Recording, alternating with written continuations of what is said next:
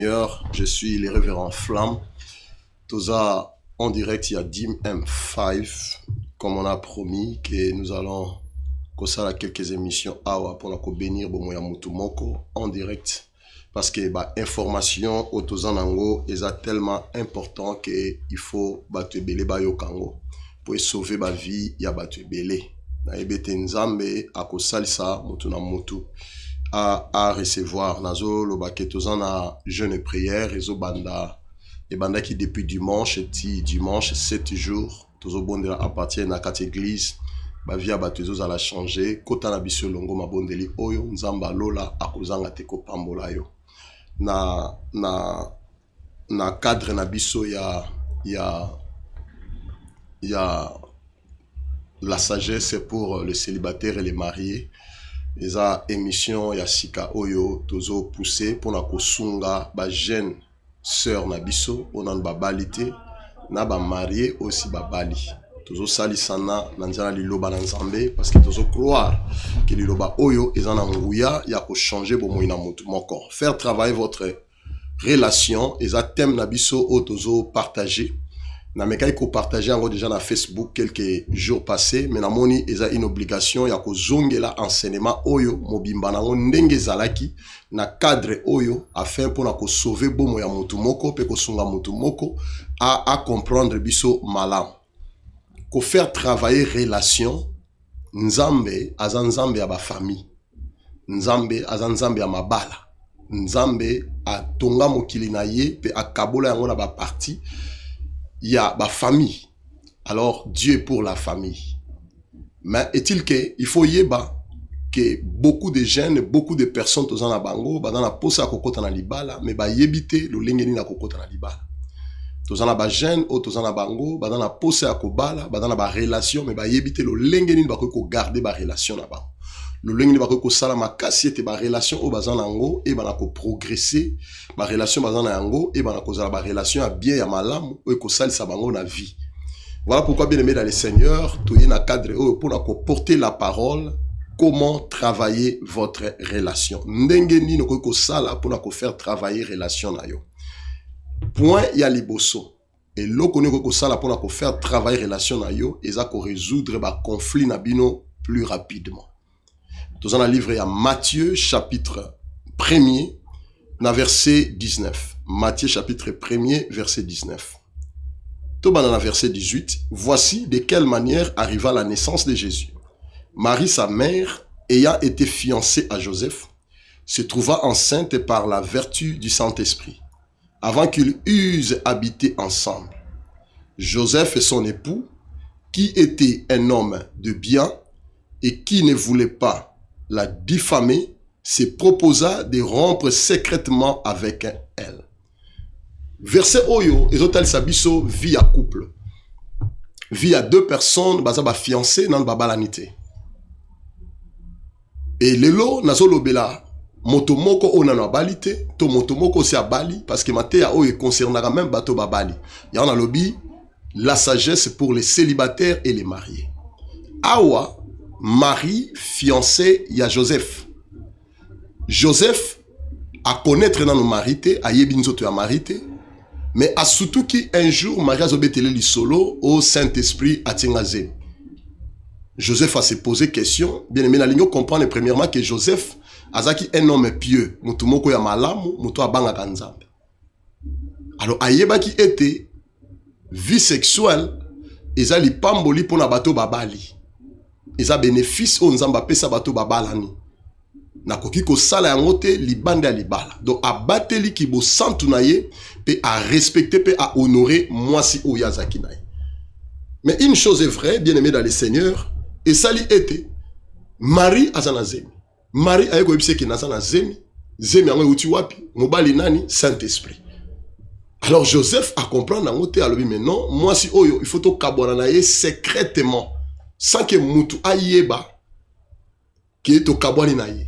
Bato ebele lelo na kati ya vie bo kabwana na relation. Batini loka texto.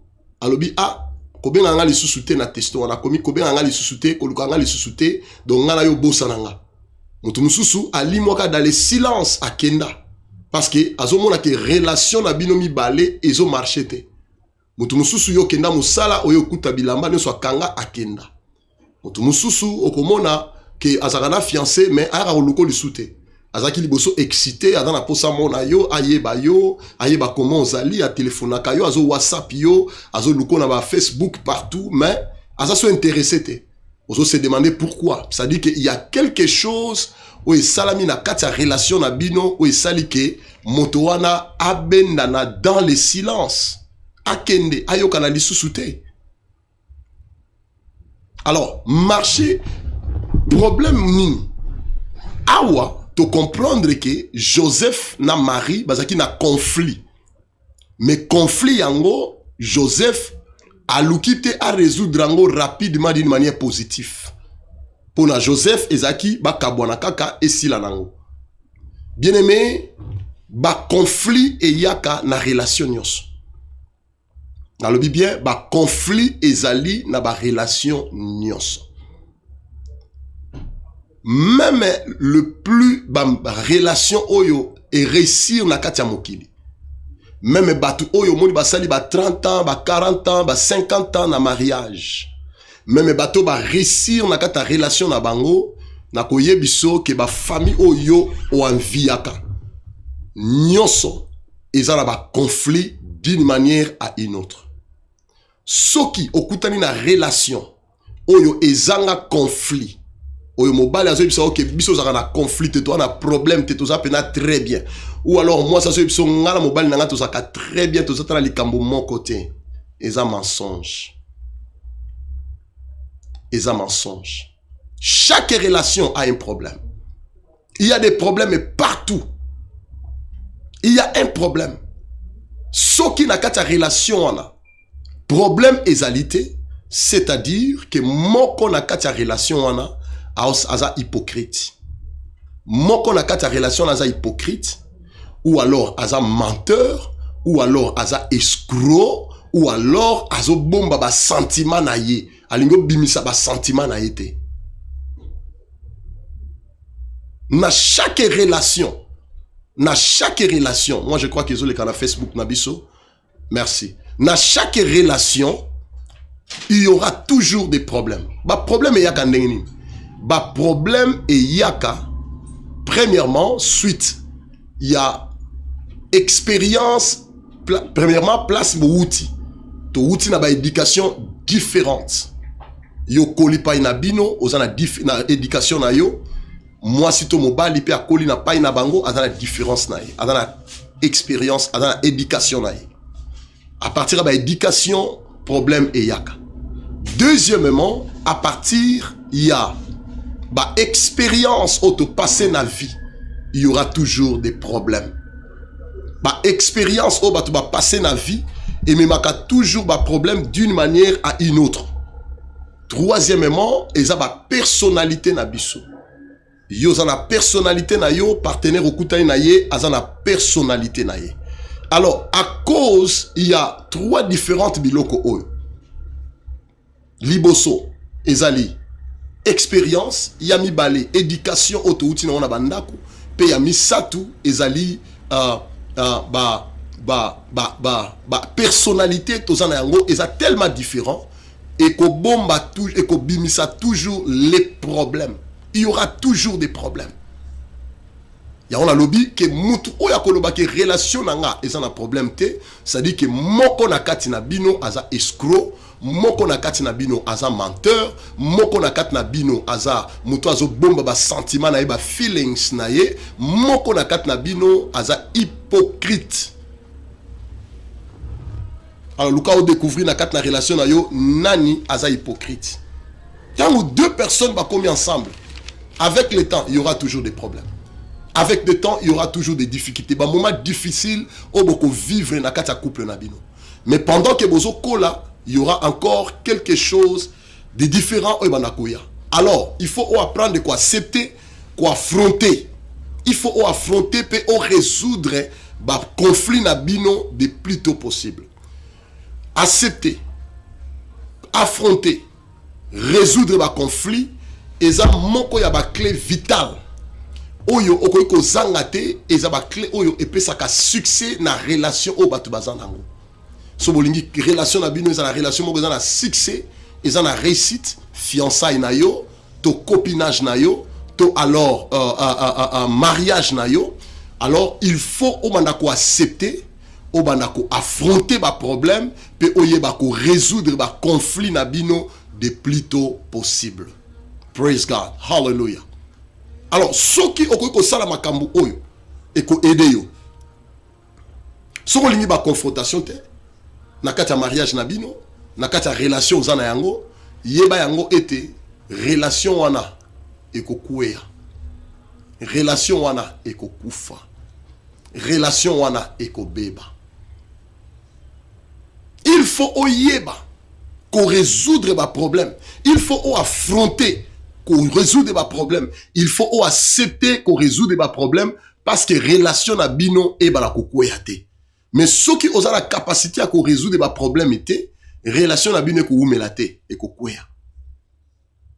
Ina ibselo komoko. Ba boko laka éléphant na ndako mukiete. Na poto tozana ba ndako to benga ba shed na anglais. Ba moi ki kuku. Ba boko laka éléphant na kikuku te. Plus azo kola, plus azo ya munene, plus kikuku wana eko panzana. Plus kikuku wana eko panzana. De même ba problème oyo zana yango. Na kata relation na yo, peu importe relation oyo zana yango, mais ce qui oye koli, ko résoudre ba problème wana de plus tôt possible te, je te dis mon frère, je te dis ma sœur, relation na yo eko réussir te, eko s'écrouler, eko panzana. Ba problème ba conflit na kati ya relation eza ndenge moko na mutu oyo aza na poubelle. Poubelle soko ozo boaka ba papier, ozo boaka biloko ya salité, ozo boaka ba papier, ozo boaka biloko ya salité, ezo tonda malembe malembe. Jusqu'à ce que un jour poubelle wana eko déborder. Yango moni batu mususu o comprendre te mutu abendala na malembe atika yo akenda wapi.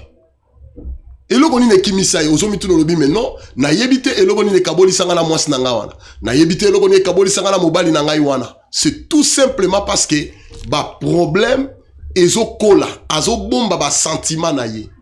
Omoni ba chrétien ya lelo bazo jouer ki Jesus Christ. Bazo jouer ki Jesus Christ.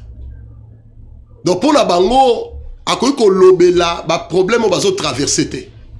Pour na ye akoki ko lobela ngote azo mona ngo non ce qui na lobeli ba problème tozo traverser neti ndeko oyo aoki mangai aoki mote akimelo wapi la capacité ya ko lobela ba problème oyo zanango. Praise God. Hallelujah. Il faut loba yango. Il faut se préparer na ko débattre ba conflit bozanango na kati ya couple na bino. Il y a quoi porter ba solution na ba problème bozana yango.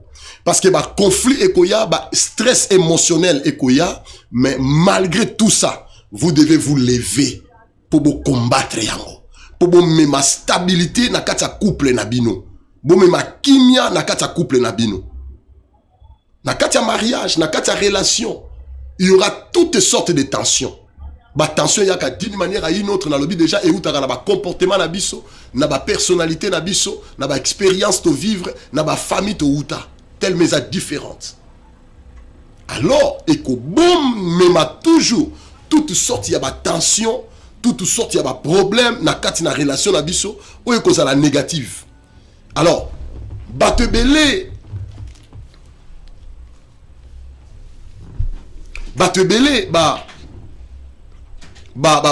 yeba te que ba forme ya ba conflit autozo connaître ba tension autozo connaître négativement et que quoi apporter ba problème na kati ya couple et que quoi apporter ba difficulté na kati ya couple. Voilà pourquoi ba te belé lokola balingi ko jouer les Jésus-Christ na kati ya ba couple ba bomba ba feelings na bango ba sentiment na bango azo bomba yango alingi ko laxate que aza dans l'erreur alingi ko corriger erreur ou partenaire nae azana yangote azo bomba ce qui na lobby a osilika ce qui na lobby a okima Ce qui na lobby yé alingaka boyete.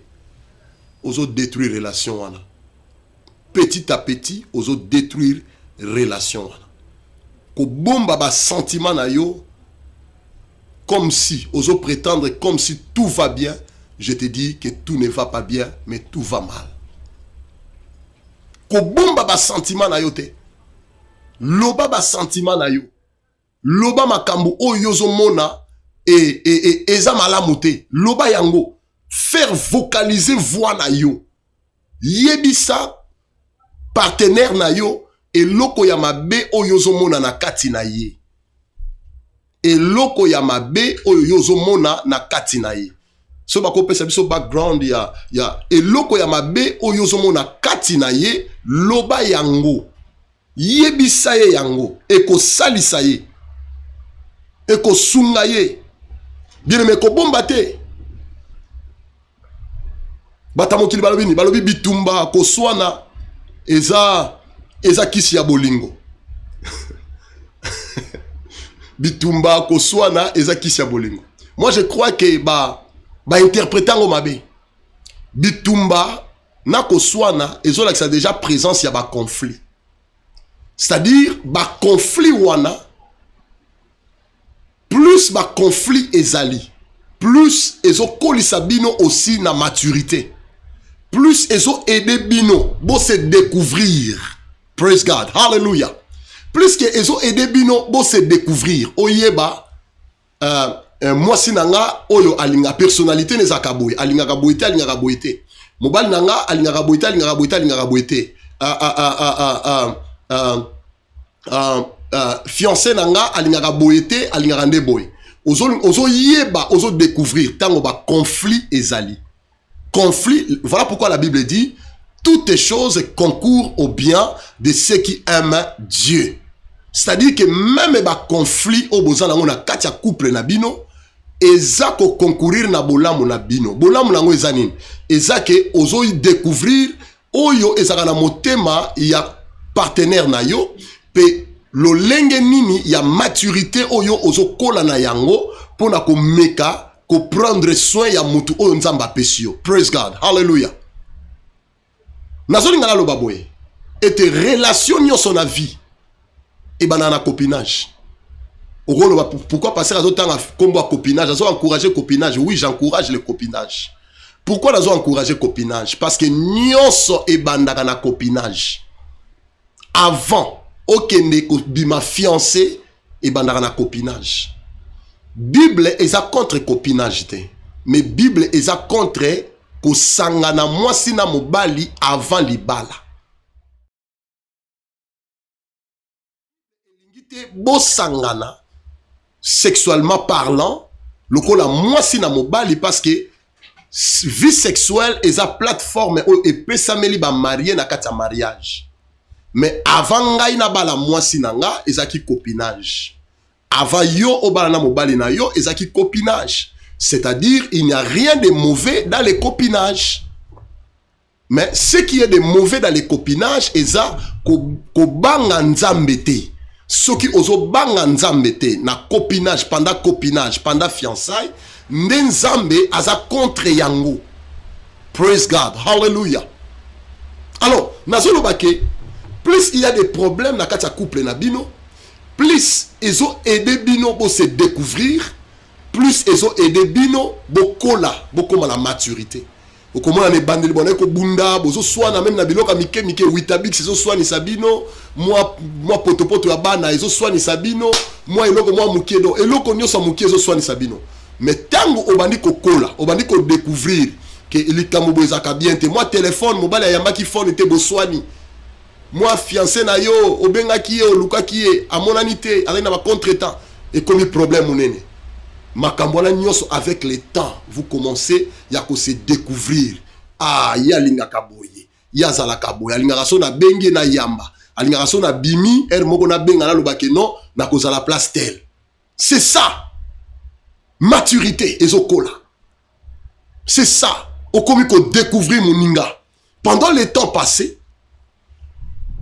Ba problème non adressé, ba problème bozo affronter yango te.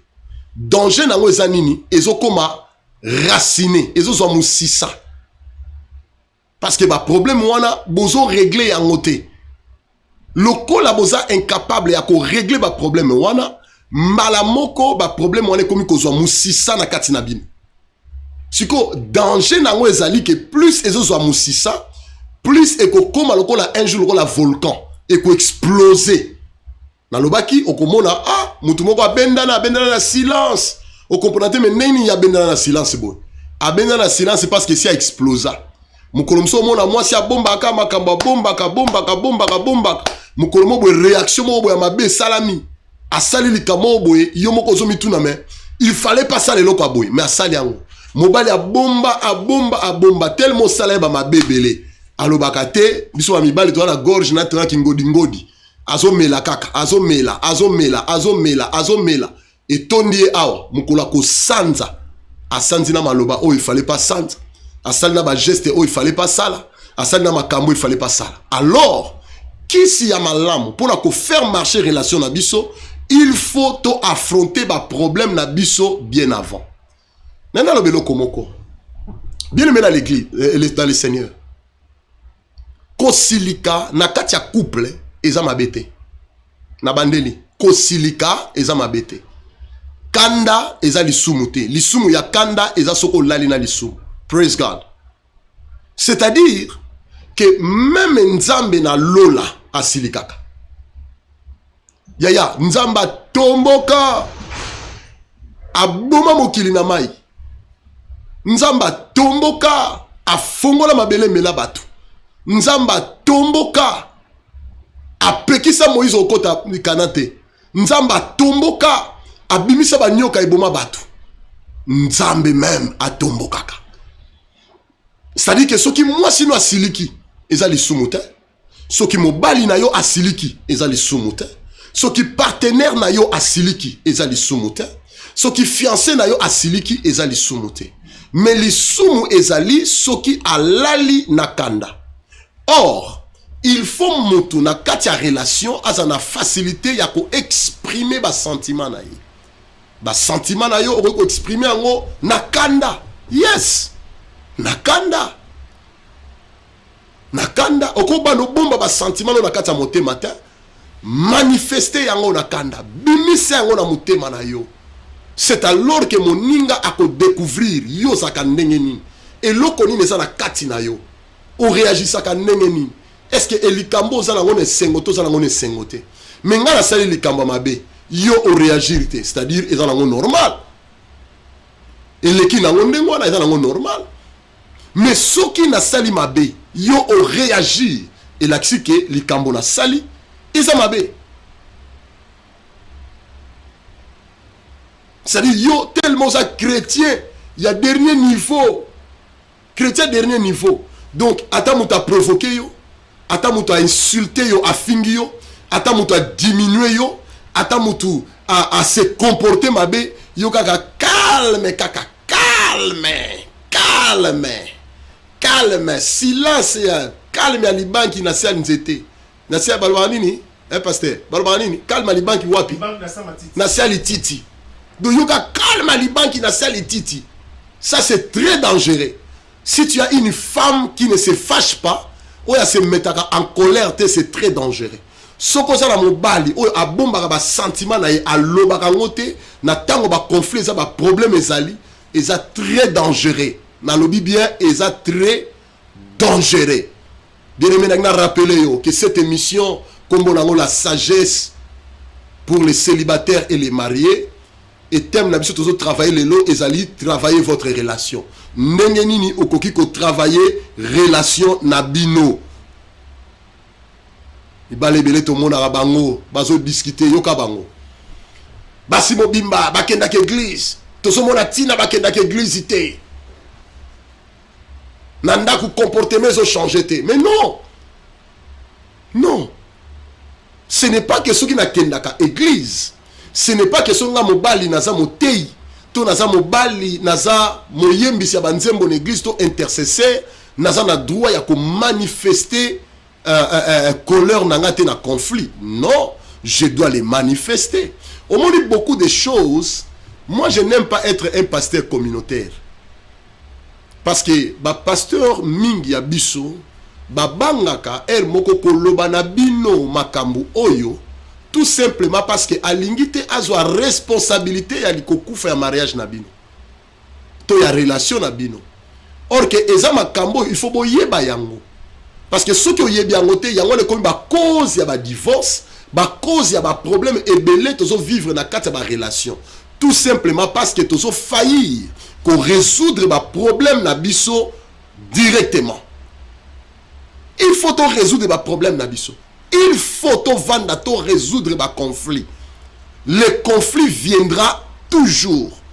Mais le kola ekoya cause la raison te entre guillemets pour la kenda église. Cause la raison entre guillemets te yope pasteur, yope mosali nzambe. Non. Non. Nzamba lola zo silika. Yezo silika kota l'église. Abalola ba mesa. Apanza ba pigeon. Azwa mbongo abwakela batu. Heureusement bimisa mbongo l'église na temple te. Mbongo etikala na temple. Yango na balar tu fait na temple. Oh yes. Yesu abimisa mbongo te etikala wana abengana nde batu babima ba vender babima mais mbongo etikali pona ba adorateur bato ba yaki ko adorer nzambe. Yesu soka se mettre en colère. Yesu a manifesté ba sentiment na ya tanga Bible malamu oyoka Yesu na liwa ya Lazare Yesu aleli oh Jésus plaira.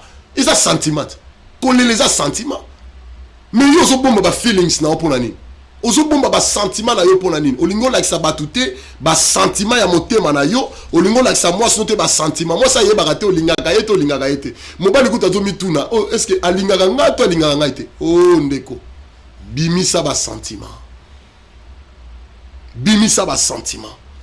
gloire au Seigneur alléluia.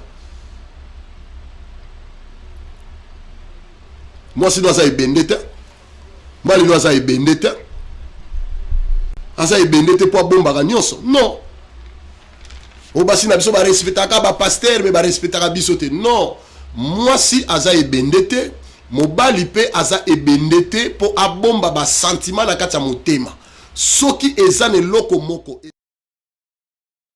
biso toko vanda to solo la lokola bana nzambe to résoudre conflit wana de plus tôt possible. Praise God. Hallelujah. Mutumoko do sungama lelo. Mutumoko do sungama. Nalobi la sagesse pour les célibataires et les mariés. Hallelujah. Na osenga ba bomisi na biso thème parce que émission na biso ne komo nango la sagesse pour les célibataires et les mariés. Pe thème na biso à jour eza travailler votre relation. Hallelujah. Praise God. Donc au monde ba couple mususu bazo jouer qui Jésus hein, qui Jesus Christ qui Jésus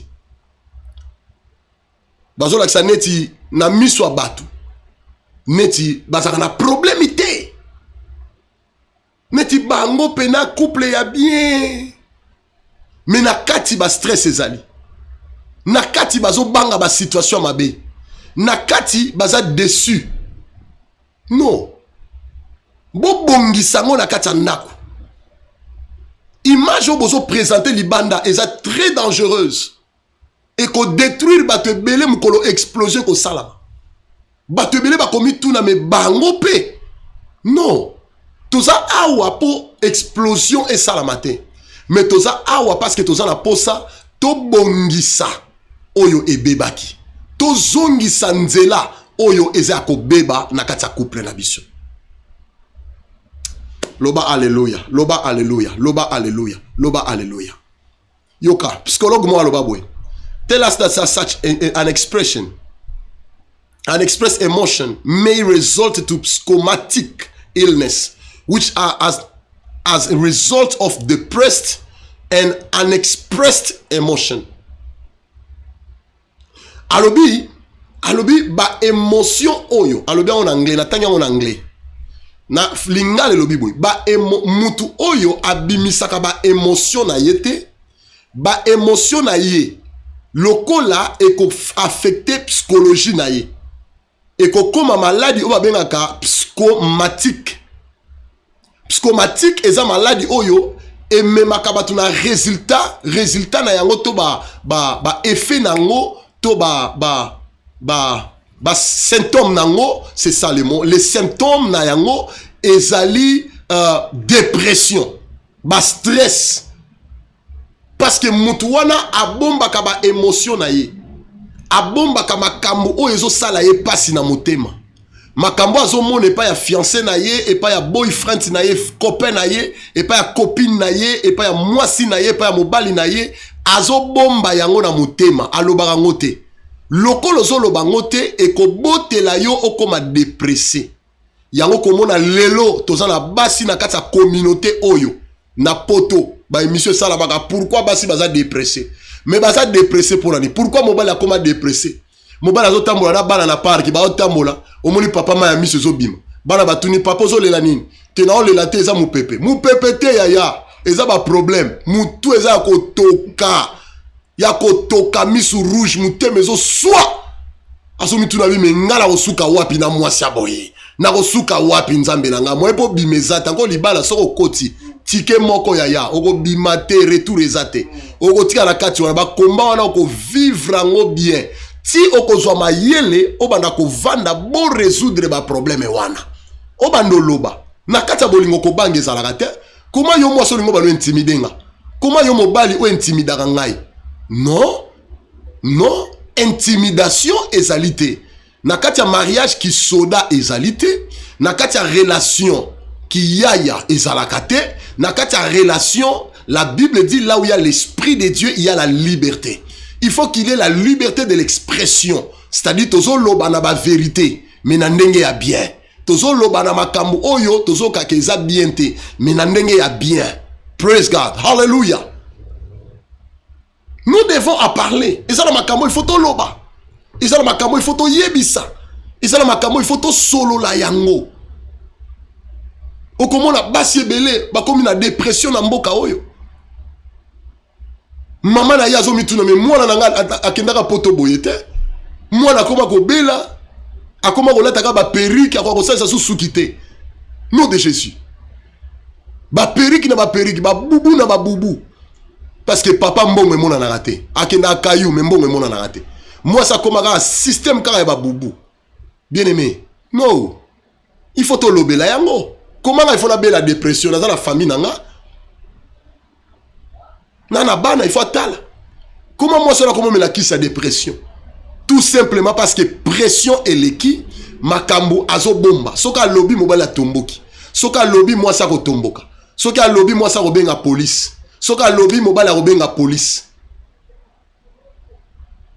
Moi lobezate soka lobby mobala ko simba téléphone abengi famille abengi batu abengi mokili moi alobezate akomika mutu moko avanda oppressé donc ezaka ba démonter ba ko oppressé batu to comme ko vivre na basi na mibali o baso ko oppressé biso na mariage baso oppressé biso na kati ya ba famille relation fiançailles na lokuto bali mutu te pression ndengwa nozo pesa ye non ezaka ndengwa na te ya ezaka ndengwa na te o mutu adimine yote na ye ko loba awa na te monoko mai na monoko te nazo salisa yo nazo sunga yo mobali to mwasi akoki jamais à dominer yo.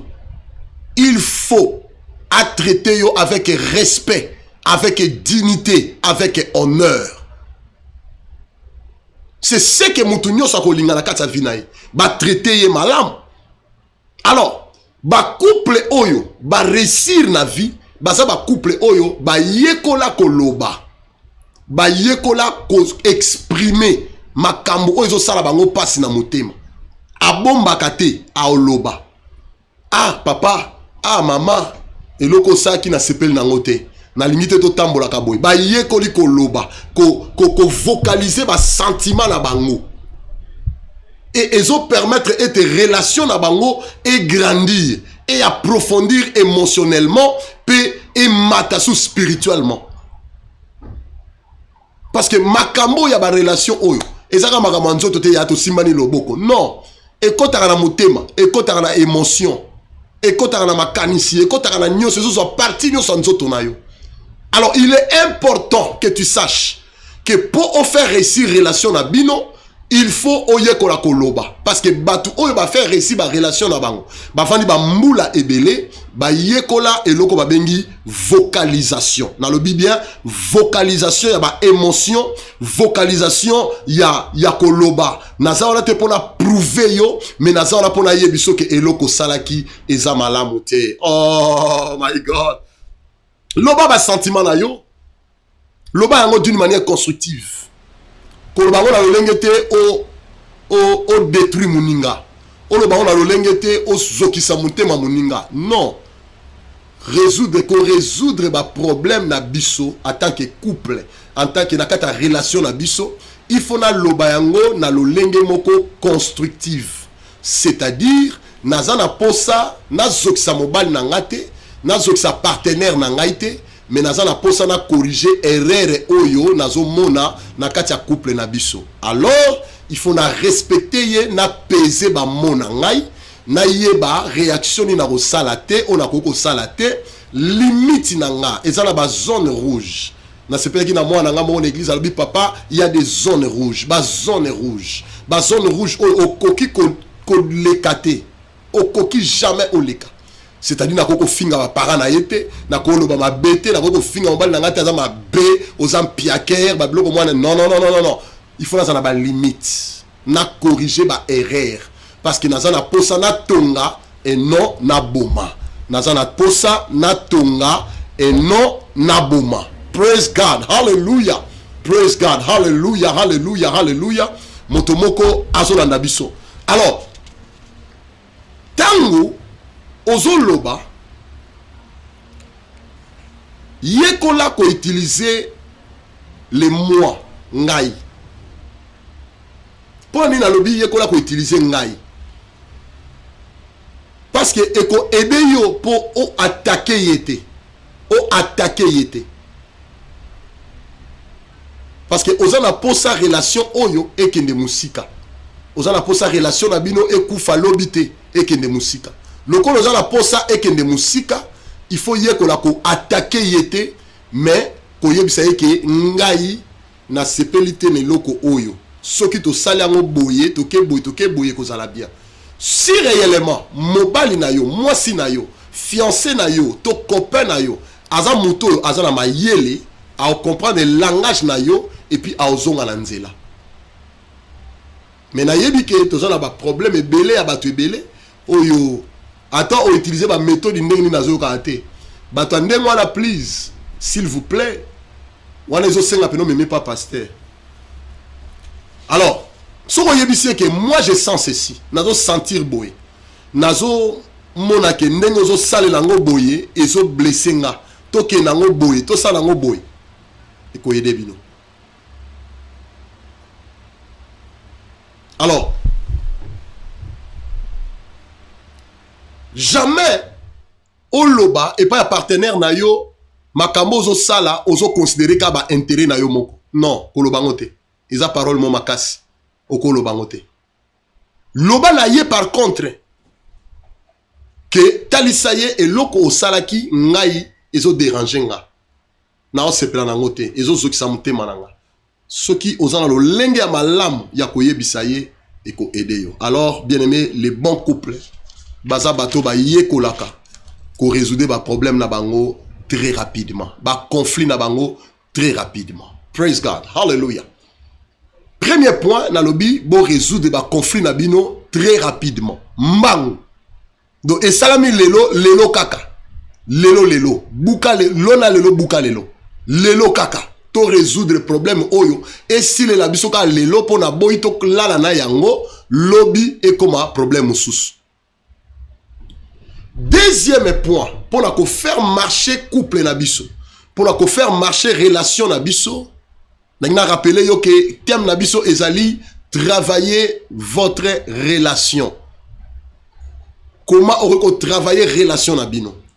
Deuxième point, na kena livre il y a 2 rois. Bato bazana Facebook nanga, j'en ai parlé hier mais au koki toujours kozwa encore lelo connaissance car la connaissance est un pouvoir.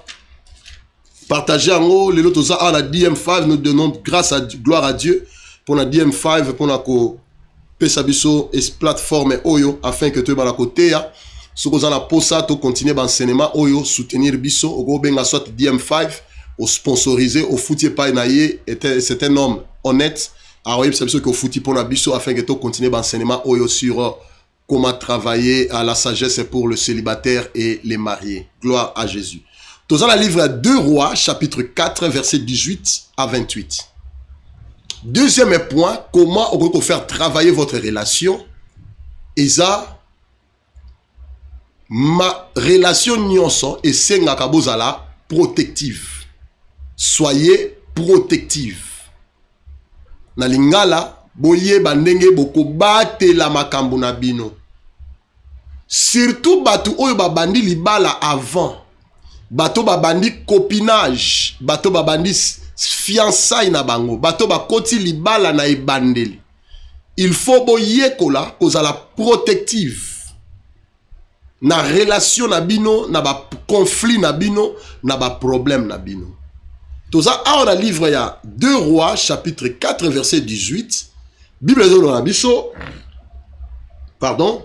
Cette femme devint enceinte et elle enfanta un fils à la même époque, l'année suivante, comme Élisée lui avait dit.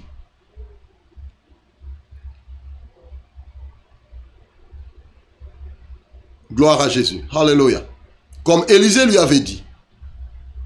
L'enfant grandit et un jour, qu'il était allé trouver son père vers le moissonneur, il dit à son père, ma tête. Le père dit à son serviteur, porte-les à sa mère.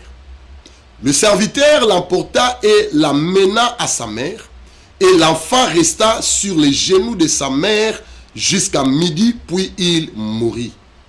Elle monta, les coucha sur le lit de l'homme de Dieu, ferma la porte sur lui et sortit. Naïbité sur d'autres cas, combien de minutes?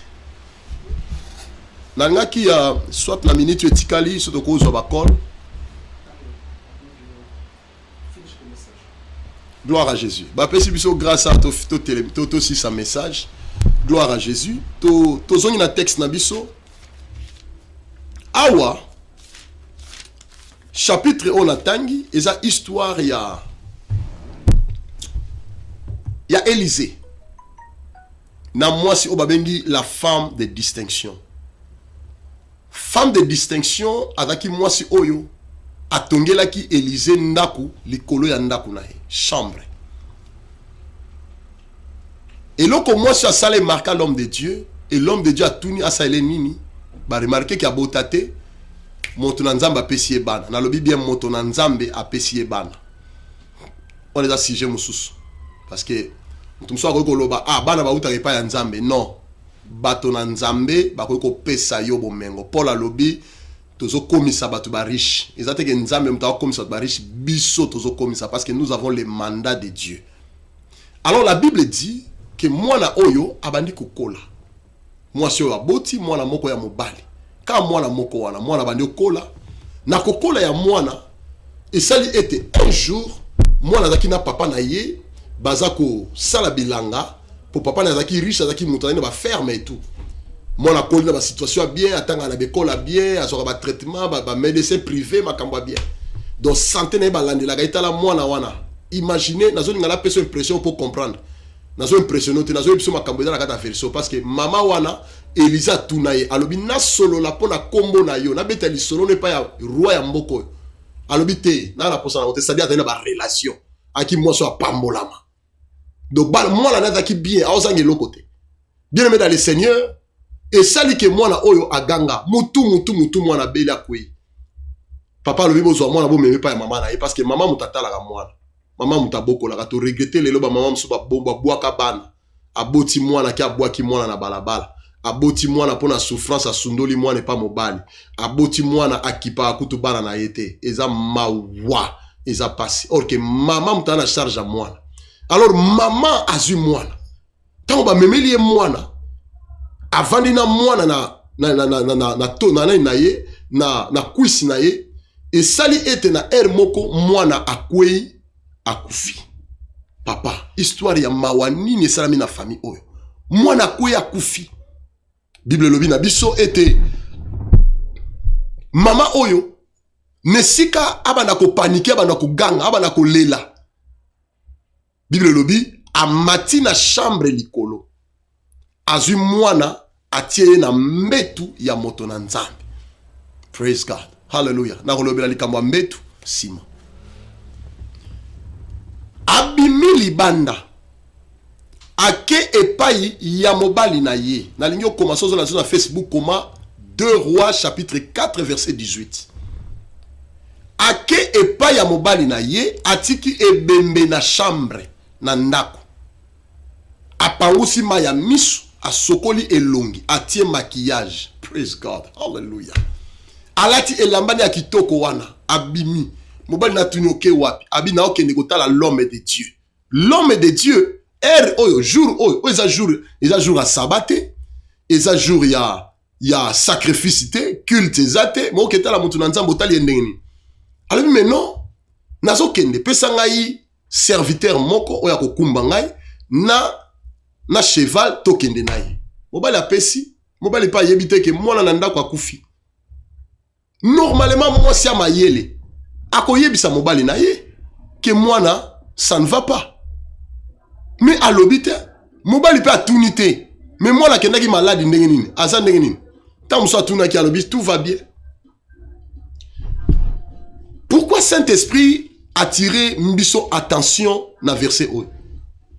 C'est tout simplement bien aimé pour la cour. Yebisa mutu moko était moi si oyo azaki très protectif. Très protectif na relation là-bas. Très isolé. Ba relation oyo est réussissa na vie. Et ça ba relation oyo baza isolé. Ba yebiko isolé. Baza très protectif na ba influence négative. Donc baza ba couple oyo ba exposakate mabe na bango libanda. Ba exposaka ba conflit na bango te. Bazo bomba yango na kati. Baza très protectif. Ba foyer ande ngwana ba réussissa. Ba couple ande ngwana ba kenda liboso. Oh. Est-ce que na osunga mutu moko? Ba couple wana ba kenda liboso. Bazo réussir na vie na bango na makambu nyos ba osala. Pourquoi? Parce que ba yebi ko isolé, ko s'isoler.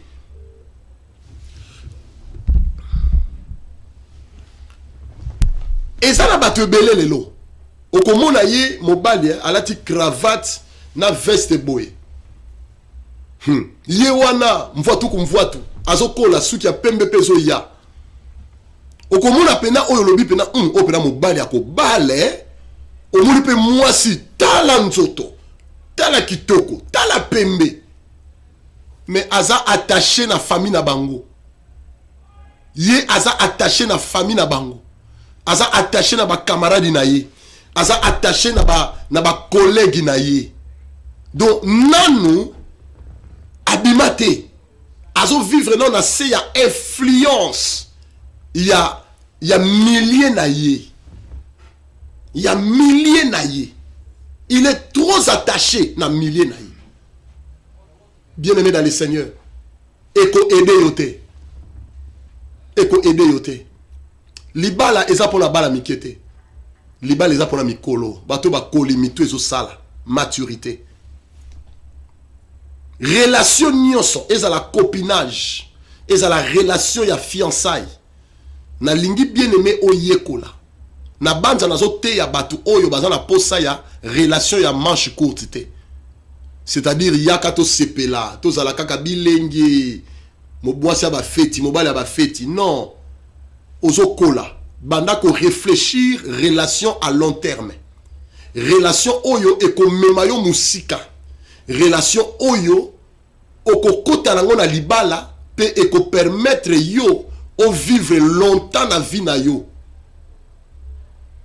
Na ebite son asunga mutu moko azo comprendre makam na oloba. Alors, tangu oza trop attaché na famille na yo. Hein, ba bébé maman. Na ba bébé papa. Bato ba lingi akangama le bébé de papa, le bébé de maman. donc akangama mingi na famille na bango ye pona ye donc famille na ye aucun problème nyonso tomboli téléphone situation nyonso akeko luka. Bien aimé, c'est un grand danger. C'est un grand danger. Parce que au fond, il porte une influence négative. Et quand à la carte, il y a couple na bino. Alors, couple à ma lame, si tu n'es pas protectif, tu dois protéger votre mariage, votre relation, na intégrité. Il faut protéger en haut. Ceux qui ont protégé l'intégrité, il y a relation à binoté, bien aimé, au kota, babiloko o eza négatif. Parce que, ba famille na yo, ba ami na yo, ba collègue na yo, ba kobanda ko planter na kati ya motema na yo, na nzela ya matoi na yo, ba information négatif. Ba semence o eza négatif. Parce que mutu na mutu, azana ndenge na ye, akosala lecture ya makambo o yozoloba na ye. Praise God. Akosa la lecture ya makambo zoloba na ye pe ako répondre yo abandi ko seme na kata motema na yo doute abandi ko seme na kata motema na yo ko banga okobanda ko banga okoma ko lenga akobanda ko mema confusion na mutu na yo okomi très confus confusion makasi ozoye batemo relation on a continué en ton a continué en côté natika ton a continué ça va te détruire pour la lelo je crois on doit s'arrêter là pour aller dans l'obito souka peut-être de toko yamba d'école pour l'obito continuer mukolo msuto ya to continuer oyo to kota na approfondir parce que ba information belé oko fatigué oko bossa na makamsu to lobaki liboso to bomba yango to zala na DM5 to kozonga lisu na DM5 ba repesa biso disponibilité to kozonga poto continuer. Praise God. Hallelujah. Alors tolinga to zwata 2-3 questions ceux qui l'ineza so l'inezali ba ko fondre la biso so l'inezate au côté question on a Facebook sur Facebook alors ça va nous permettre yako répondre yo. To kuta so jeudi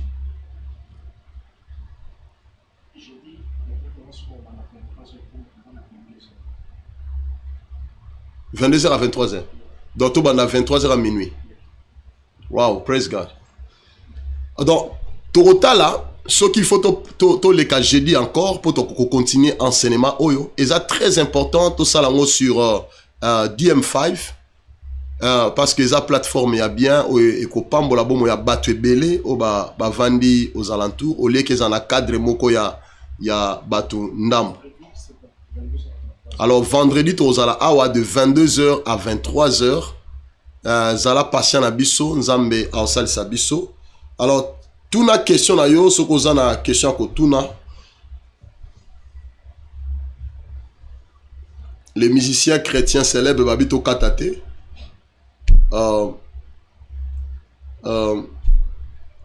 Bébé maman yes.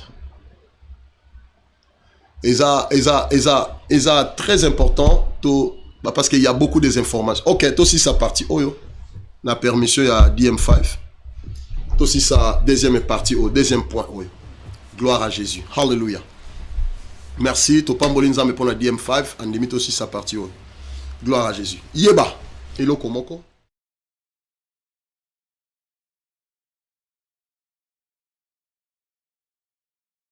Problème bozana yango. Et pas yabatu.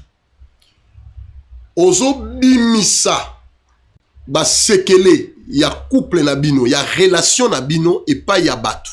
Et pas ya famille na yo, et pas ya ba ninga na yo, et pas ya ba collègue na yo. Na loba qui était et loko bango ba repesa en retour, surtout so kuta na muto dans la maturité te, muto bien te. Ako seme na kati ya motema na yo. Ba doute ko banga confusion. Yango mona mutu mususu akomo banga na banga na ngai relation na banga na ngana mone eza nango relation moka bien te sunga nango ngai te mutu muso mona akomi na confusion aye bate azwa Mathieu to azwa Jean to ake nanani bon yepe na mona neti aza sir ba komo seme ko banga na kati na yo tout simplement à cause ya ba information ba fruit négatif et ba nako se manifester na kati ya partenaire okomona ba preuve nango ezali ba conséquence ya ba parole négatif oyo so yoka ya kobanga ya confusion wana moko nango eza manque harmonie okomona okutana na fiancé na yo bien so bokutani aluka ko na Facebook aluka ko na WhatsApp aluka ka yo na imo aluka ka yo azo bengo partout aza na posa mona yo soki journée wana moni yo te ayo ki voix na yo te aokokate mais okutani na mutu ango aza na sengo ko yamba yo mbala mo mutu ango akomi déconnecté akomi na mwa ba lourdeur moko bo yo ozo yebaka oyebi kakati oyebi kakati donc akomi na mwa ba lourdeur moko boye mwa ba réserve moko boye na lisolo na téléphone bokutani na ye akomi na posa akomi pesa ba excuse na ok conférence moko boye il faut na kuta na pasteur tel il faut na kende quelque part na musala na problème boye occupation papa tinda kinga boye toutes ces histoires akomo bota yango tout simplement parce que yo ayoki ba information ya mabe oyo ba planté na kati na ye et boti confusion akomi ko bima malembe na relation à perdre confiance au azaki nango epai na yo bien aimé une fois okomi ko permettre ete ba négativité ekota na kati na yo et ko affecter relation na yo comme son la confusion na kobanga manque harmonie manque à confiance ba doute et que se planter na kata motema na yo omoni danger oyo ozo courir tant mususu mutu wana za mutu vie na yo tant musu na mutu wana osala chemin ya molai mais yo moko okotisi doute na kata motema okotisi ko banga na kata motema alors tangu ozo yoka makambo wana ozo partager makambo wana soki oza maturité bien aimé okoyamba nyonso bato bakoloba na yo oyo famille koloba o baninga bakoloba o ba collègue musala bakoloba okoyamba nyonso na kati na yo alors ekokomiso na niveau oyo okoyeba te mutu oyo ozobetela lisolo eske alingaka nga to alingaka ngai te po makambo oyebiso okokamwa okoyeba te ko détecter est-ce que réellement moto oyo azo conseiller na intention ya bien to na intention ya mabe bien mais to mona batu ake ko luka conseil pas via quartier balukeli a récupérer momi na système kaka ya kukule elombe ndenga cesse moi ça kenda mobali akenda yaya yebela nalobi yebela tolia pete yango yebela fongola boule comment on a Facebook wana boule fongola boule d'autant ozo sopa ozo loba okoyeba te nani alingaka mwasi nanga okoyeba te nani alingaka mobali nanga okoyeba te yo zo keneka ozo loba ya na biso quartier ya palobi ya solo mobali yango azalaka nde boye ok mwana nga sala boye leki nanga sala boye na moi mobali alingi no yote or que yena sima kuna pas récupérer malembe Alexis pas petite sœur na mo confia a récupérer malembe ye moko mo bimani na système a kukule ozo mitunobi mais na sala nini oko sutuka avec le temps ete muto azaki na maboko na yo akwe na maboko ami intime akomi na maboko ya ndeko mususu yo zo yeba te eloko nini osalaki yo moko ofongoli porte Bible zoloba elobi ville mutu oyo azanga maîtrise atombokaka pamba asilikaka azanga contrôle azalokola moka oyo ezanga mur ya frontière azalokola ndaku oyo batonga mirité ezana bato ebele bala bandaku batonga mirité azanga maîtrise de soi na sepera na Bible ange balobi moto azanga maîtrise de soi azalokola mboka oyo ezanga mur zala maîtrise tolobi bien il faut bon résoudre ba conflit na bino rapidement mais maîtrise oyo zanga ya kokende ko fongola ko sopa boule partout ko loba na mutu nyonso ba problème na bino tala mwasi oyo Bible lobi akufeli mwana ebembe na kati ya ndaku na ye. Na ngai rappeler yo ezebemba cousin te. Ebembe ya petit frère te. Ebembe ya papa mama te. Mais ebembe ya mwana o abimi na musopo na ye. Comment okoko bomba ebembe ya mwana na kati ya ndaku sans que oyebisa tata na ye, sans que oyebisa ba travailleur abombi yango na kati ya motema. Aboko divulguer information. Amoni que non, information oyo eza tellement sensible. Na ko bimisango na motute o eza ndaku nanga. Ya na yebite na kati ya ndaku na yo nani akufi. Na yebite nani akufi. Ta musu ebembeza na kati ya ndaku na yo. Mutu moko akufi. Ta musu ebembeza na kati ya ndaku na yo. E koza la ebembe ya finance. E koza la ebembe ya mobali na yo atambola pamba pamba na mibase ebele. E koza la ebembe ya mwasi na yo aza mobulu. E koza la ebembe ya bana na yo bana mabe. E koza la ebembe ya mobali na yo avandelaka ba film à pornographie depuis butu nyonso ala raté. Ya vandaka toute la journée luka musala te kana maboke na remote ayebi ba sorti nyonso ba théâtre de chez nous. E koza la ebembe eza la kata ndaku na yo. Ba ebembe se belé. Ebembe nini eza la kata ndaku na yo. Mais yo ebembango ozoko exposango pa batu nyonso. Ozo yebisa batu nyonso ebembe ya mobali na yo. Ebembe ya mwasi na yo. O mwasi na nga mama Facebook te. Mwasi na nga azalaka boy. Mwasi na nga do mwasi no na miso bato asu na valeur te. No yaya. Bomba sekele. Zana maîtrise de soi. Capacité à ko bomba problème ou ezana kati ya couple na bino. Valeur ya couple. Bolamu ya couple. Eza ke bino mi balé boza force. Ce qui va te bolingi ba respecter couple na bino. Kanga porte ya couple ya ndaku na bino. Kanga porte ya relation fiançailles na bino. Kanga porte ya copinage na bino. Kanga porte na yango. Kanga porte na yango. Ko exposer te. Mama oyo azui ebembe. Akeko bomba yango na kati ya ndaku abimi.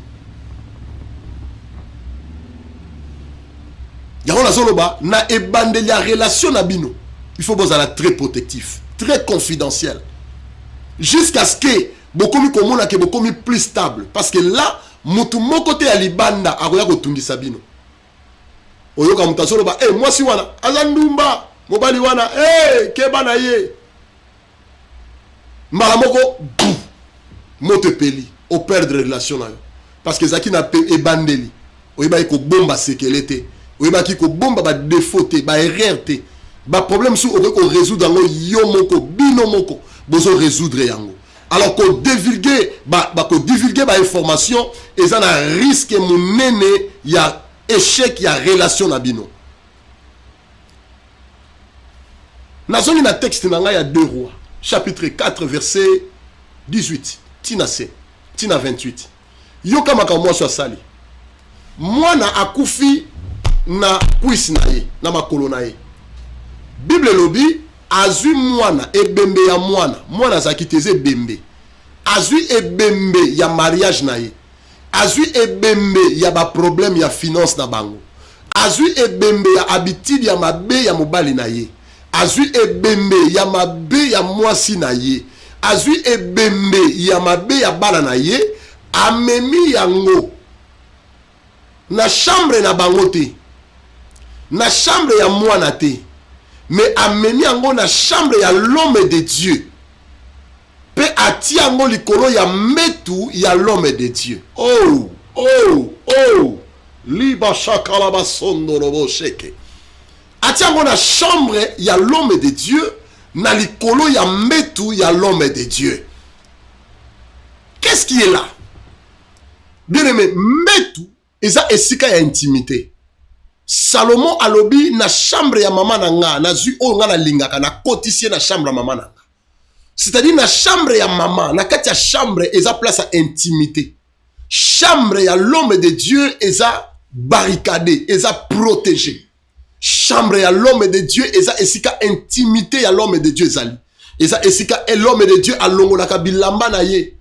Mutu aomona te. Azui mwana na ye a cotifié na kati ya chambre ya l'homme de Dieu. Oh, révélation moi ça zoki yango wapi. Akotisi na kati ya chambre à l'homme de Dieu, ake kotia ye na mbetu ya l'homme de Dieu. Bien aimé, mbetu ya l'homme de Dieu ezo représenter motema ya l'homme de Dieu. Motema. Bisika intimité ya l'homme de Dieu et batama. Bisika ba sekele ya l'homme de Dieu et batama. Ba ndoto l'homme de Dieu alotaka ngo na mbetu wana. Ba insomnie asala ngo na mbetu wana. Ba ngozi asala ngo na mbetu wana. Na kati ya chambre wana mutu akoyeba te. Na ngina yebiso eloko moko. Et il n'y a que ton pasteur qui peut garder ton secret. Moi, ce à comprendre eloko yo batubasi ebele ba comprendre te. Mibale ebele ba comprendre te. Tango ça ba problème na kati ya couple na yo, na kati ya relation na yo. Nesika okende pa ya famille. Mama oyo abo okende pa ya mobali, po mobali a condamné. Abo okende e pa ya ba travailleur parce que ba travailleur ba zana bango 24 ba comme famille. Abo okende pa ya famille, po famille ko côté la mobali. Aboui Bible lobi même tango azoya et pas l'homme de Dieu. L'homme de Dieu Élisée a moni na musika a comprendre que moi sur azoya a roya jurote. Alobi na Gehazi serviteur, alobi na serviteur na alobi kende mbang. Tout naye, est-ce que tout va bien? Moi naza bien, mobali naza bien. Ba tout ni alobi tout va bien. Aboui même qu'on libérer information et pas il y a serviteur, il y a l'homme de Dieu. C'est-à-dire même ba intercesseur à église, bomba makambu na yo. Même ba choriste église, bomba makambu na yo. Même ba protocolaire ya église ko yebisa bango te. Même ba ancien bomba. Awa azoloba wa. Aboyi ko yebisa même les serviteurs de l'homme de Dieu. Oyo aza motema homme de Dieu, oyo ayebi ba secret à l'homme de Dieu, mais ayebi si était problème ozo se passer na ndaku na ye ebembe oyo atiki na ndaku abokoloba problème noko yebisa mutu nyonso te ba passe noko yebisa mutu nyonso te bien mais aboyi ko yebisa même bango parce que oyebite na kati ya chorale wana na linga mobali noa oyebite na kati ya groupe wana intercession nanya ko bondela pona mwasi na yo ako ba prière à mikolo yo Seigneur touche son cœur hey liba shaka la basondo touche son cœur Seigneur touche c'est le motema ne baluka eko mapana ngai na kombo na Yesu motema ne baluka motema ya Jean e baluka e monanga touche son cœur Seigneur et si ba côté la mobali no ba prière yo ye barate yo lo barakaka yo sopara kaka et si ba côté la moi no ba prière yo lo barakaka yo sopara kaka o mona o mobali ne babala ke pa mututel moi si ne babala ke pa mututel parce que yo oza na confidence te oza protectivité moi si oyo akei ake atiango na mbetu ya moto na nzambe na kati ya chambre ya moto na nzambe eza na bisika oko tia problème na yo ya ko tia problème na yo ce n'est que epa ya homme de Dieu na yo ton pasteur ya on a lobaka la Bible dit dans le livre 2 Chroniques chapitre 20 verset 20 elobi boy confiez-vous à l'Éternel, vous serez établis. Mais aux hommes de Dieu, vous réussirez. C'est-à-dire que Nzambe akoki ko établir yo na libala. Akoki ko établir yo na ministère. Akoki ko établir yo na business. Akoki ko établir yo na eloko mosusu. Mais tika na yebiso, établissement na réussite eza biloko mibale. Ya komo na communauté ba sala ba église ekanga. Batu ba établissa ba boutique ekanga. Batu ba établissa ba business ba fret ba business ekanga. Parce que ko réussir na ko établir les biloko mibale. Est-ce que na lobi na mutu moko na osunga na lobi mabe? Eza biloko mibale. Alors, il faut oyeba. Et pas y a moto na nzambe na yo, et pas y a pasteur na yo. Yangwana, il faut développer ce que nous appelons la confiance et pas y a l'homme de Dieu na yo. Na yebi que moto na nzambe na yo azana capacité ya kobomba salité na yo na mbetu na ye. Makambu na ye o etungisaka ye. Ba problème na ye abimisa ngo pa ya mutute akobimisa pe ya yo te. C'est-à-dire que tu as besoin, il y a qu'on se confier que à ton homme de Dieu. Moto na nzambe na yo. Et pas ya pasteur na ndo ko sopa motema. Et pas ya pasteur na ndo ko trouver l'ipeka ya ko lelela. Et pas ya pasteur na ndo ko soit kwisi ya ko tia mutu na tango passe. Pasteur na yo aza moto moko. Oyo akoki ko zwa ba information na yo, akoki ko yeba ba information na yo, ba problème na yo, oyo yo ozo traverser parce que akobomba yo. A oti côté. Ngala ko détruire bana ngai te. Na yeko la kobomba. Beaucoup des informations, même ma femme a bien noté. Je garde tout dans mon cœur. La Bible dit Joseph ake et pas ya papa na ye. Ayebisi papa na ye bandoto. Bible lobi Jacob garda les souvenirs. Donc l'homme de Dieu a ko garder souvenir na kati ya motema na ye. A ko lobate ba pasi oyo ozo traverser na famille na yo. A ko bomba yo, a ko bate la yo. Ye ko la ko sa la confiance. Ba te belé lelo ba perdre confiance dans l'homme de Dieu. Ba te belé lelo au moni mabe ezo sala ezake. Tango vanda na mesa ozo melati na mobali no na bana na yo bana lobe ba yo ka lingala. Ozo melati ozo mela kombo ya pasteur Joël ozo lia bango nyonso na ti ozo mela bango. Ozo melati ozo lia kombo ya pasteur Nunes ozo lia ye pena. Nunes pena asakanaka yakanis alakisaka nini. Tango zo loba église na biso penza église yo za ko beba penza. Makambo zo loba wana bana bazo yoka. Mwasi no azo yoka. Tango zo loba ndenge wana lobi mobali no azo yoka. A perdre confiance et pas ba pasteur. Parce que yo moko ba pasteur ngo ozo kwa ko respecter bango te. Ozo lia bango, ozo boma bango.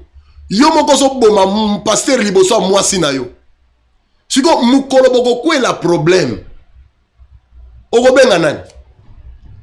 Oko luka nani ako ede bino na mariage na bino, na couple na bino. Parce que pasteur ango mobali ako yoke la ete. Moi si pas ko yoke la ete.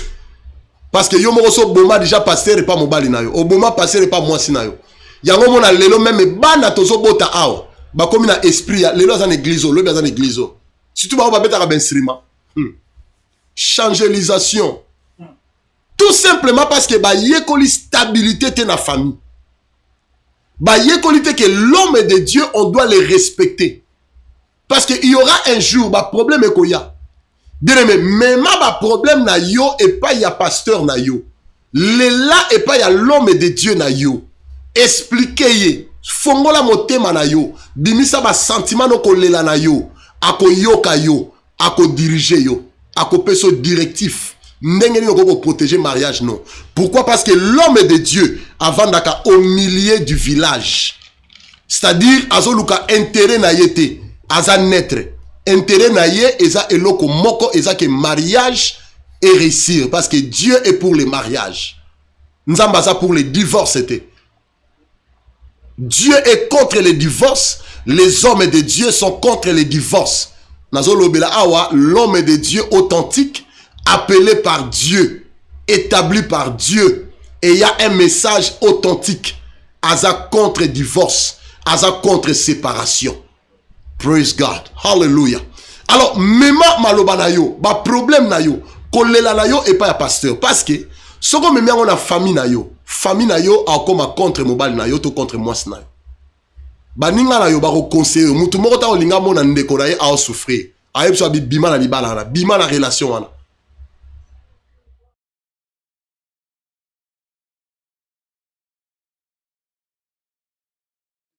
Que to succès enseignement ya lelo. Hallelujah. Nzambe apambola yo na ebité ce qu'on a question à kotuna mususu to ko continuer mbala ya sima tozwi na yo 1h tozo sala sport tozo zonga awa poto yamba téléphone na yo. Merci. La foi défiante, Brent, organise 3 journées prophétiques Date le 4, le 5 et le 6 août 2017 de 17h à 21h30. Thème qui fait te détruire. Hôte, pasteur Jean-Marie Réveil.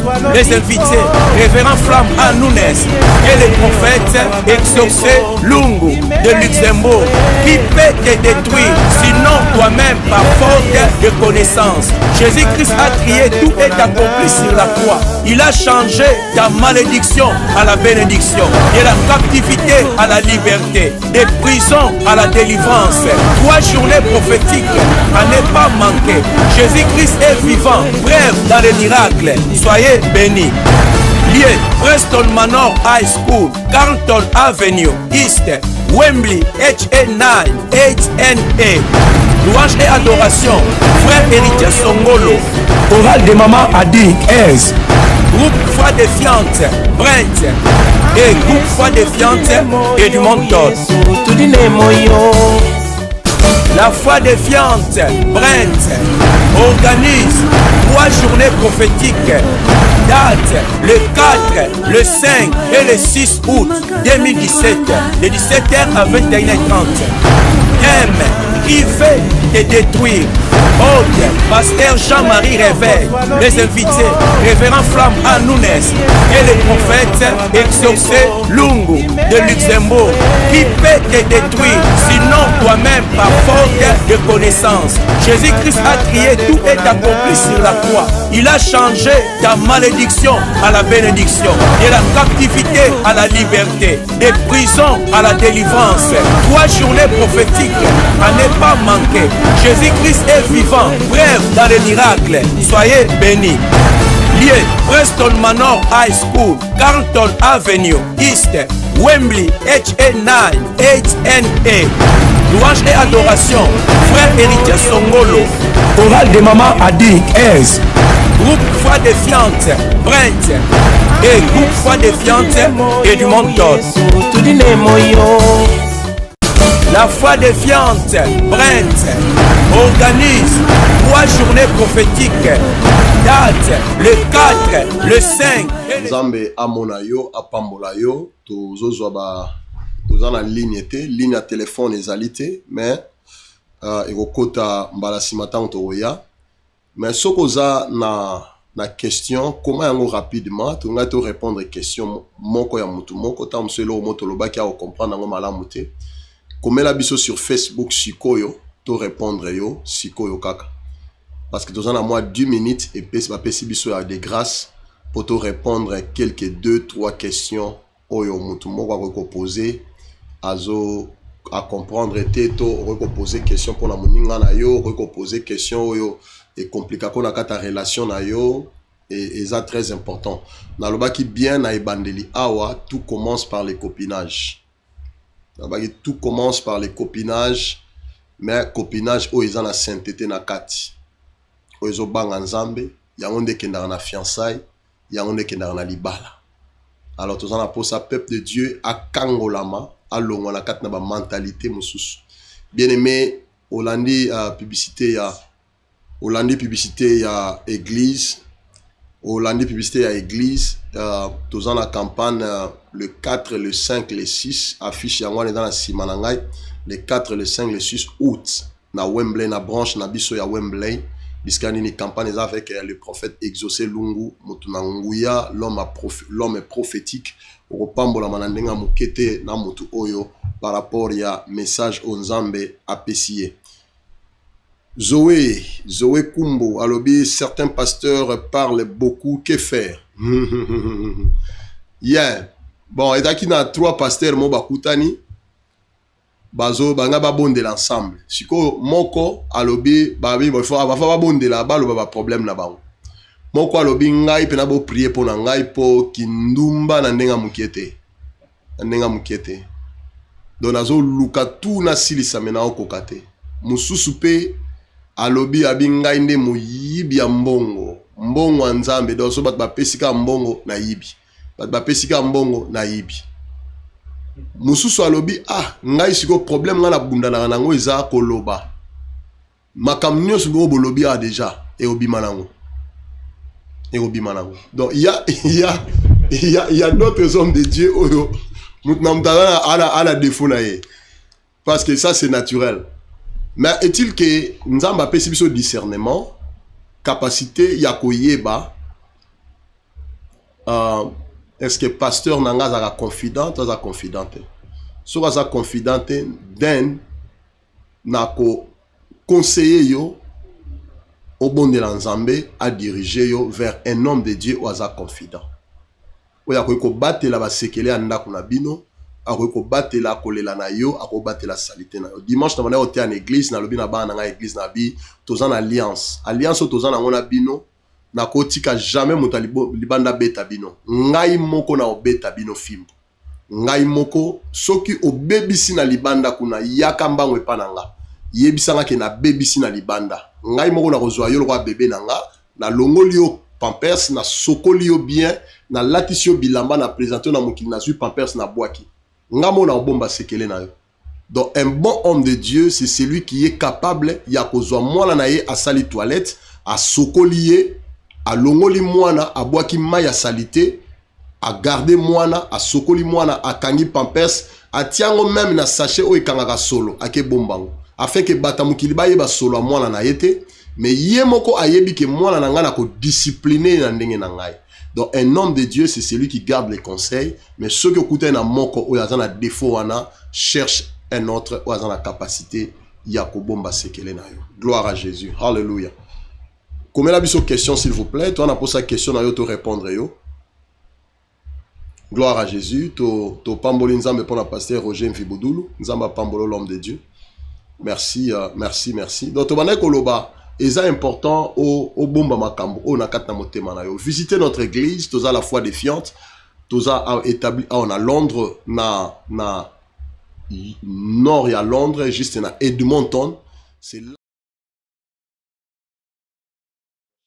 Il y a des détails na biso nyonso à église. Tous à Edmonton, on peut visiter biso chaque dimanche, tout semble à partir à midi, tina na 15 heures, bako tia numéro na téléphone. Je crois mutumo a cause en a posa ko benga, mutumo a cause en a problème dans la posa to solango confidentiellement. Donc à cause ko toujours ko benga ou alors ko pesa un rendez-vous. To kuta na bureau to ko temps ya ko sola face à face. To za na posa to kuta na yo, to za na posa to sola na yo, to partager sagesse o nzamba muki nzamba pesi biso. Pour la couple na yo, pour la relation na yo, pour la problème aux autres traversés. Numéro de téléphone, c'est les 07 4 40 10 84 87 plutôt 30.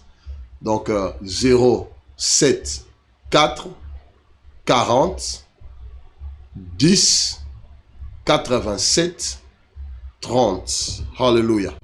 Comment question na yo? Merci. Tout le monde qui a question exacte, va comprendre parfaitement.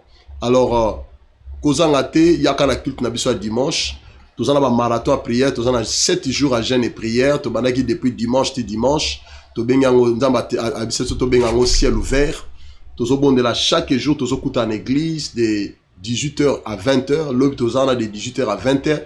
Ba prière à makasi. Kota na Facebook na biso Andrade Malungu Nunes. Okozala béni ba message ezawana aux adresses église na biso ba détail nyonso ezali nzambe akozanga te ko pambola yo vraiment na sepeli mingi ko kozala awa pona ko partager le loba nzambe esengo mingi na lolenge ozuita ya koyoka biso partager oyo bisika mosusu bato mosusu bazana posa koyoka ngo partager na bandeko na famille partout na ba couple dans la difficulté ba jeune couple ba jeune célibataire nyonso bazana posa bayoka ngo mbala sima to kozonga awa na DM5 pour na kopambola bomo ya mutu moko. Merci. Shalom. La foi défiante, Brent, organise 3 journées prophétiques. Date le 4, le 5 et le 6 août 2017, de 17h à 21h30. Thème, qui fait te détruire. Hôte, pasteur Jean-Marie Réveil, les invités, révérend Flamme Anounes et le prophète Exaucé Lungu de Luxembourg, qui peut te détruire, sinon toi-même par faute de connaissance. Jésus-Christ a crié, tout est accompli sur la croix. Il a changé ta malédiction à la bénédiction, de la captivité à la liberté, des prisons à la délivrance. 3 journées prophétiques, année ne pas manquer. Jésus-Christ est vivant, bref dans les miracles. Soyez bénis. Lié, Preston Manor High School, Carlton Avenue, East, Wembley, HA9, HNA. Louange et adoration, frère Éric Songolo. Oral de maman Adik, 15. Groupe Foi Défiante, Brent. Et groupe Foi Défiante et du Montos.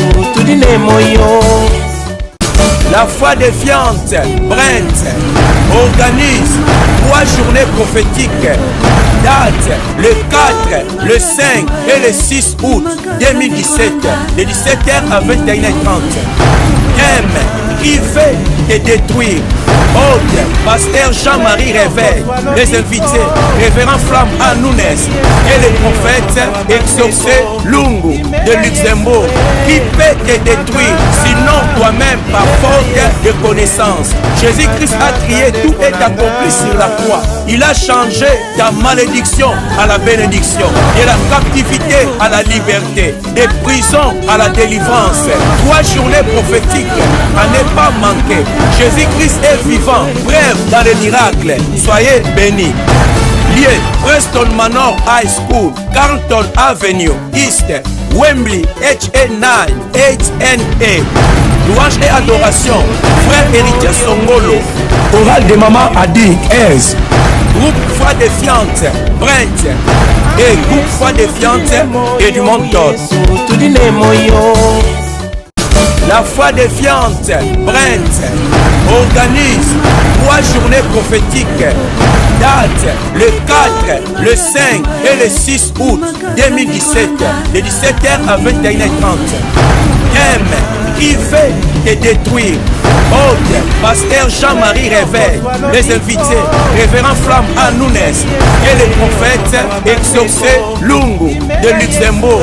Qui peut te détruire, sinon toi-même par faute de connaissance. Jésus-Christ a crié, tout est accompli sur la croix. Il a changé ta malédiction à la bénédiction, de la captivité à la liberté, des prisons à la délivrance. 3 journées prophétiques à ne pas manquer. Jésus-Christ est vivant, bref dans les miracles. Soyez bénis. Lié, Preston Manor High School, Carlton Avenue.